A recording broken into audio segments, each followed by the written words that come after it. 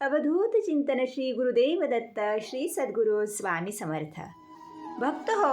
आजच्या व्हिडिओमध्ये आपण स्वामी महाराजांची अतिशय उच्च कोटीची प्रभावी अशी सेवा पाहणार आहोत. जे जे भक्त ही सेवा करतील खरंच ते खूप पुण्यवान भाग्यवान असतील, कारण प्रत्येकाच्या संसारामध्ये अडीअडचणी आहेत आणि जे काही आपले पाठीमागे आपण स्वामी महाराजांच्या सेवेचे व्हिडिओ शेअर केलेले आहे त्यावरती प्रत्येकाची कमेंट येत असते की ताई आम्ही नवीन आहोत, आम्हाला सेवा कशी करावी किंवा कोणती सेवा केल्याने संसारातील सर्व प्रश्न सुटतील, मार्गी लागतील. आणि खूप जणांची पुत्रप्राप्तीची सुद्धा इच्छा आहे की खूप जणांना 2 मुली आहेत, 3 मुली आहेत, आम्हाला मुलगा होण्याची इच्छा आहे आणि प्रत्येकाची असते.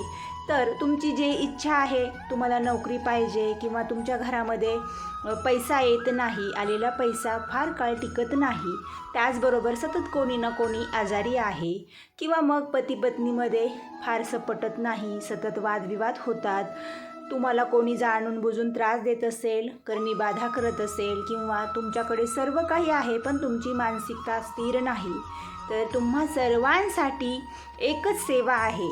फक्त तुम्हाला ही सेवा करताना संकल्पयुक्त करायची आहे. संकल्प कसा करायचा, कोणते नियम पाळायचे, सेवा कशी व कधी करायची आणि सेवा करताना काही अडचणी आल्यास काय करायचे, सविस्तर माहिती आजच्या व्हिडिओमध्ये पाहणार आहोत. त्यासाठी प्रत्येकाने व्हिडिओ शेवटपर्यंत पहा आणि पाहत असताना कमेंटमध्ये श्री स्वामी समर्थ हे लिहायला विसरू नका. तर स्वामी भक्त ताई आणि दादांनो, आपल्या सर्वांना माहीत आहे डिसेंबर महिन्यामध्ये दत्त जयंती असते. यावर्षी 26 डिसेंबरला दत्तात्रय जयंती आहे. दत्त जयंती आणि स्वामी महाराजांची सेवा का करावी असा सुद्धा खूप जणांना प्रश्न पडतो. तर दत्त महाराज हे आपले थोरले गुरु आहेत आणि श्री गुरु दत्त महाराजांचा चौथा अवतार म्हणजेच ब्रह्मांड नायक श्री स्वामी समर्थ महाराज आहेत. आणि दत्त महाराजांनीच आपल्या सर्वांचे प्रश्न हे स्वामींच्या स्वाधीन केलेले आहेत. म्हणून आपल्याला स्वामींची सुद्धा जास्तीत जास्त सेवा करायची आहे. स्वामींची सेवा केली तरी महाराजांना पोहोच होते आणि दत्तगुरूंची सेवा केली तरी स्वामींना पोहोच होते. तर 26 डिसेंबरला दत्त जयंती आहे. या मुहूर्तावरती तुम्हाला ही सेवा करायचीच आहे. अजिबात ही सेवा करण्याची संधी चुकवायची नाही. तर सेवा कशी करायची हे पाहू, पण सेवा संकल्पयुक्त करायची आहे. कारण काय होतं, तुम्ही म्हणाल की संकल्प नाही केला तर चालतो का? तर मी तुम्हाला एकच सांगते, स्वामी महाराजांची तुम्ही मनापासून कशीही साधी भोळी सेवा केली तरी महाराज त्या भक्तावरती प्रसन्न होतात.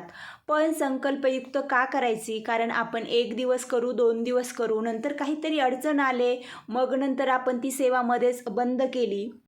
त्यासाठी आपल्याला संकल्पयुक्त सेवा करायची आहे. संकल्पयुक्त सेवा केल्याने सेवा पूर्ण होतेच आणि सेवा फळात जाते, त्याचं फळसुद्धा आपल्याला मिळतं. कारण आपण स्वतःला बांधील राहतो आणि मग आपल्याला ही सेवा करावी लागते किंवा आपल्याकडून स्वामी महाराजच ती साक्षात करून घेतात. तर तुम्हाला सर्वप्रथम काय करायचं आहे, 6 डिसेंबर म्हणजेच या दिवशी बुधवार आहे, 6 डिसेंबर ते तुम्हाला 26 डिसेंबरपर्यंत 21 दिवसांची ही स्वामींची सेवा करायची आहे.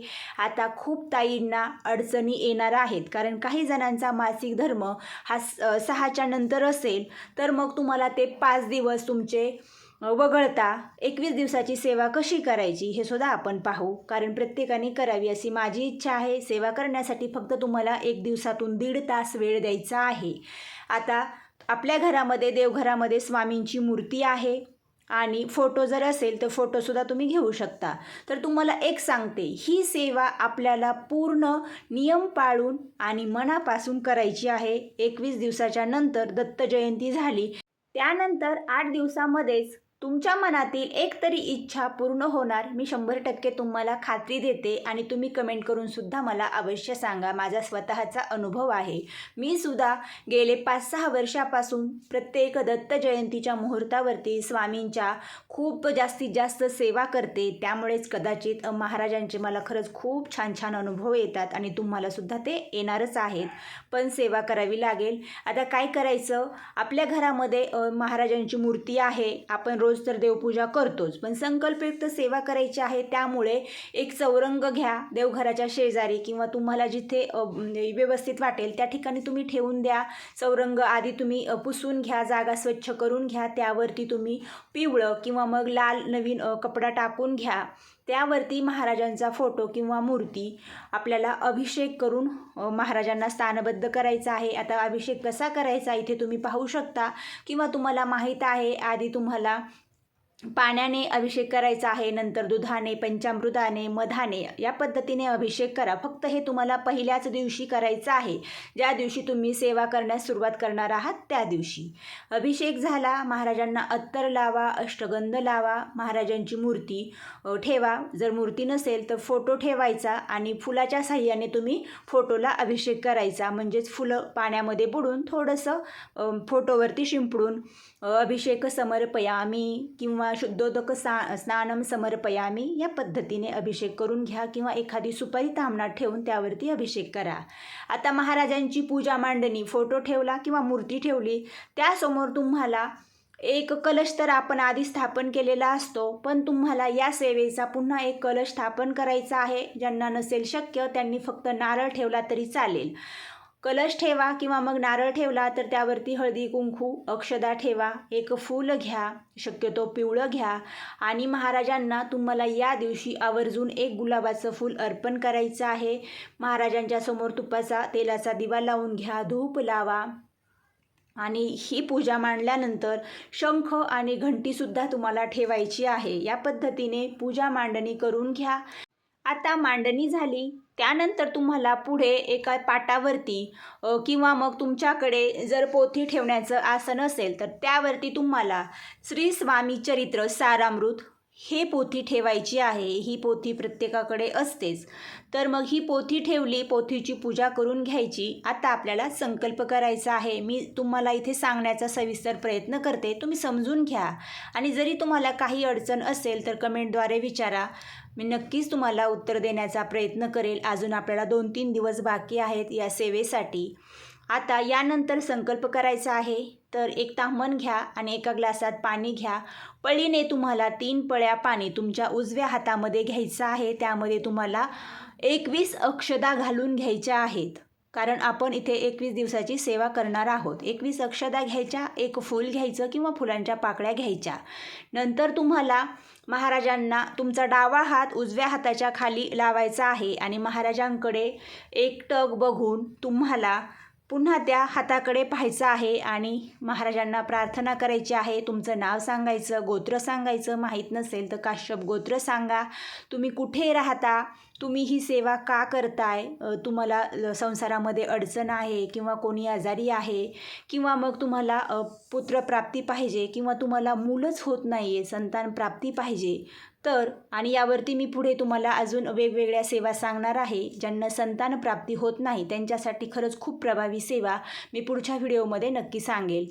आता तुम्हाला इथे तुमची इच्छा सांगायची आहे आणि जे तुमच्या हातामधील पाणी आहे त्याकडे पाहून, महाराजांकडे पाहून महाराजांना विनंती करायची की स्वामी महाराज, माझ्याकडून ही सेवा निर्विघ्नपणे तुम्ही करून घ्या आणि माझ्या सेवेचं फळ मला लवकरात लवकर द्यावे.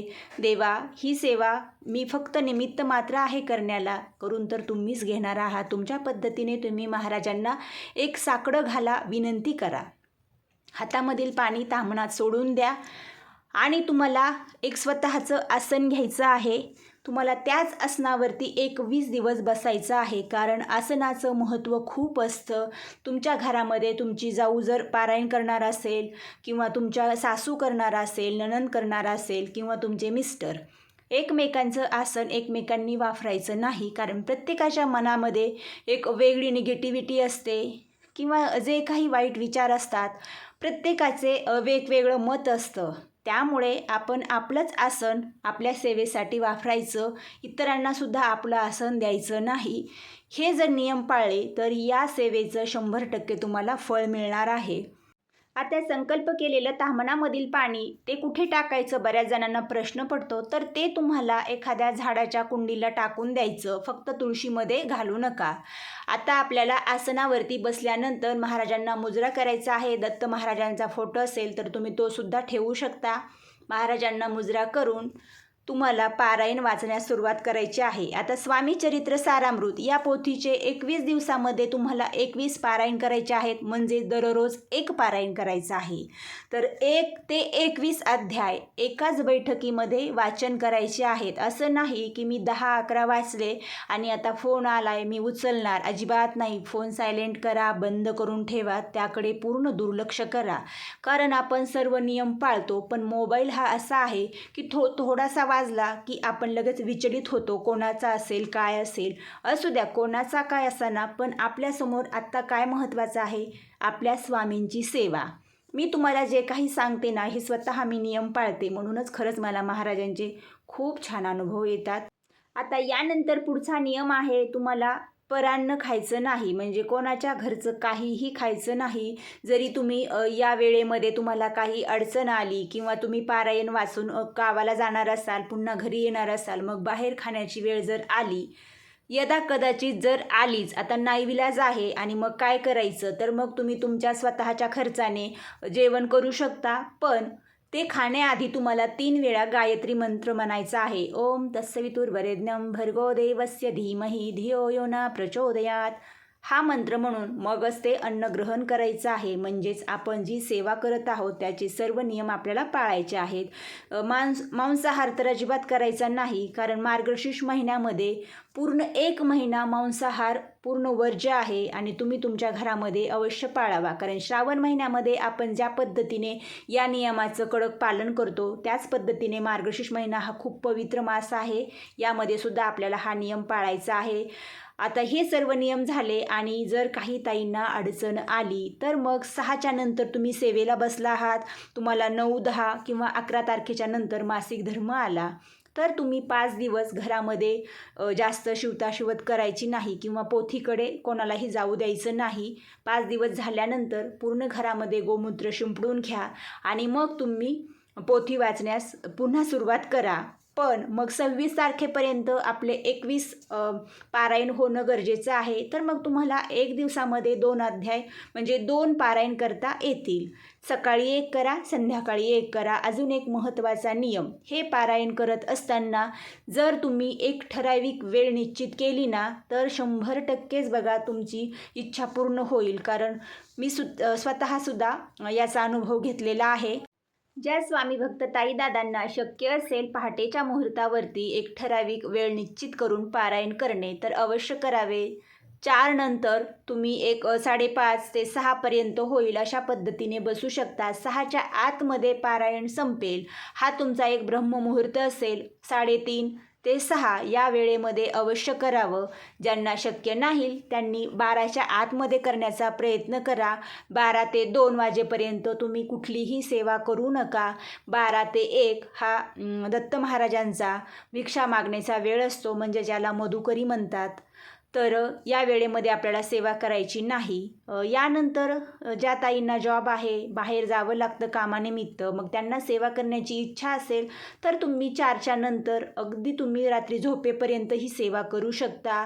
रात्री जेवणाच्या आधी हातपाय तोंड धुवून तुम्ही देवासमोर बसून तुमचं पारायण करून घ्या आणि नंतर मग महाराजांना नैवेद्य दाखवून तुम्हीसुद्धा जेवण करा. असं संध्याकाळीसुद्धा तुम्ही पारायण करू शकता. तुम्हाला जसं शक्य होईल ना तसं तुम्ही हे पारायण करा. फक्त काही महत्त्वाचे नियमांचं पालन करा. या व्हिडिओमध्ये मी तुम्हाला दत्त जयंती विशेष स्वामी महाराजांची कोणती सेवा करावी, कशी करावी, त्याचे नियम सर्व काही सविस्तर सांगितलेले आहे. यानुसार सेवा करा. काही प्रश्न असतील तर कमेंटमध्ये सांगा आणि व्हिडिओ जर आवडला असेल तर प्रत्येकाने व्हिडिओला लाईक करा. निःशुल्क आहे आणि हा व्हिडिओ जास्तीत जास्त भक्तांना शेअर करा, म्हणजे त्यांनासुद्धा ही सेवा करता येईल आणि याचं आपल्या प्रत्येकाला 10% पुण्य प्राप्त होईल. जे स्वामी परिवारात नवीन आहेत त्यांनी चॅनलला सबस्क्राईब करा आणि शेजारील घंटी प्रेस करा, म्हणजेच तुम्हाला यापुढील स्वामी महाराजांचे नवनवीन स्वामी संदेश ऐकायला आणि पाहायला मिळतील. आजची सेवा स्वामी आईचरणी अर्पण करूया. अवधूत चिंतन श्री गुरुदेव दत्त श्री सद्गुरू स्वामी समर्थ.